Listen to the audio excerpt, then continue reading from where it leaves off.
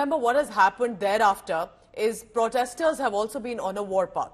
They had been demanding Hasina's resignation for a long time. It started from a job quota protest at Dhaka University, that there is a certain, in fact, more than usual, quotas for the veteran families, those who had fought in the 1971 War of Liberation for Bangladesh. They used to get a certain quota and reservation in government jobs. The protest started about that, against it basically, for it to be reviewed and removed. But what turned was this eventually. When Sheikh Hasina fled, her official residence was taken over. Chairs were looted, fans were also not spared, television. There were, remember, beautiful, expensive Jamdani saris, chickens, much worse, and if I may add, there have been images of lingerie also that have been stolen. But these are the images, many of them looking happy with the loot that they have managed from the Prime Minister's residence, after all.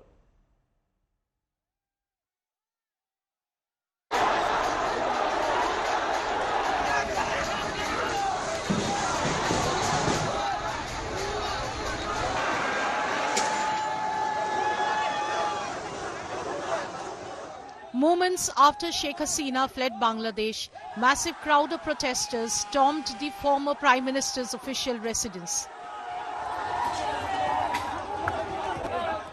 They scaled the gates of Ganabhavan, shouting slogans, pumping fists and showing victory signs. Crowds were seen in the drawing rooms of the residence in capital Dhaka, looting what was one of the most protected buildings in the country.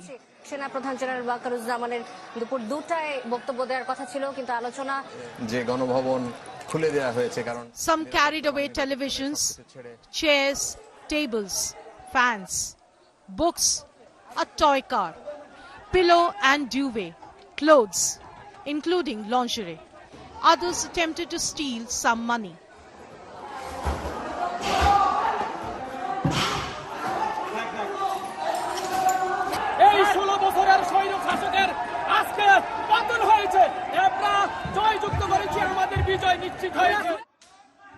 Then came the food raid, from chickens to fish, sweet boxes to biryani.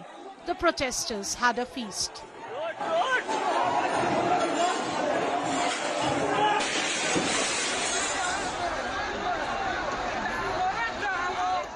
Outside, protesters waved Bangladeshi flags on military armored vehicle. Similar scenes of chaos played out at the Bangladesh Parliament, where protesters climbed on tables, clicked selfies, sat on MP chairs.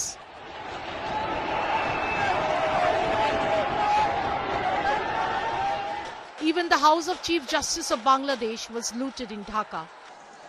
There was fire outside a pro-government TV station. Police system of Bangladesh has totally collapsed. Bureau Report, India Today.